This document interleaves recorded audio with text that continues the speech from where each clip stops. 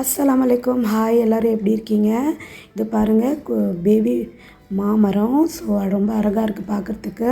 இது coriander plans தாங்க போட்டிருக்கோம். கொஞ்சமாக தான் போட்டு வச்சுருக்கோம். மணி பிளான் கீழே ஒரு தொட்டியில் ஒன்று வச்சுருக்கோம், ஜன்னல் சைடாக ஒன்று வச்சுருக்கோங்க. டெரஸ் கார்டன் வைக்கணும் தாங்க ஆசை. அது 3வது ஃப்ளோரில் இருக்குது டெரஸு. ஸோ அதனால் முடியாது. பால்கனி கூட இல்லை. ஸோ பின்னாடி சைடில் கொஞ்சமாக ஒரு பால்கனி மாதிரி தான் இருக்குது அது.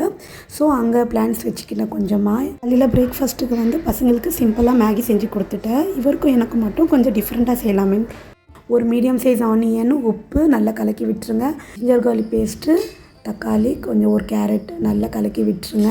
அப்புறமா மேகி மசாலா ஆட் பண்ணி கொஞ்சோண்டு கொரியாண்டர் போட்டுங்க. தண்ணி போட்டு உங்களுக்கு காரத்துக்கு மிளகா பொடி ஆட் பண்ணியிருக்கேன். கொதி வந்த பிறகு மேகி ஆட் பண்ணிவிட்டு கொஞ்சம் நேரம் மூடி வச்சாலே போதும். 15 மினிட்ஸில் வெந்துடும். சண்டேனாலே லேட்டாக தான் எழுந்திரிச்சேன். குயிக்காக செய்யணுன்னா இந்த மாதிரி மேகி, ப்ரெட் இல்லைனா ஓட்ஸ் தான் செஞ்சுப்பேன். நீங்கள் எந்த மாதிரி ஈஸியாக பிரேக்ஃபாஸ்ட் செய்வீங்கன்னு சொல்லி கமெண்ட் பாக்ஸில் கமெண்ட் பண்ணுங்கள்.